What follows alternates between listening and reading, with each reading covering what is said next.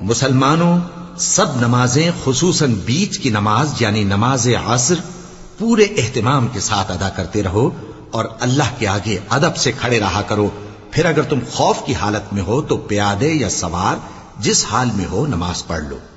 پھر جب امن و اطمینان ہو جائے تو جس طریق سے اللہ نے تم کو سکھایا ہے جو تم پہلے نہیں جانتے تھے اللہ کو یاد کرو. اور جو لوگ تم میں سے مر جائیں اور عورتیں چھوڑ جائیں وہ اپنی عورتوں کے حق میں وصیت کر جائیں کہ ان کو 1 سال تک خرچ دیا جائے اور گھر سے نہ نکالی جائیں. ہاں اگر وہ خود گھر سے چلی جائیں اور اپنے حق میں پسندیدہ کام یعنی نکاح کر لیں تو تم پر کچھ گناہ نہیں. اور اللہ زبردست ہے، حکمت والا ہے. اور مطلقہ عورتوں کو بھی دستور کے مطابق نان و نفقہ دینا چاہیے. پرہیزگاروں پر یہ بھی حق ہے. اسی طرح اللہ اپنے احکام تمہارے لیے بیان فرماتا ہے تاکہ تم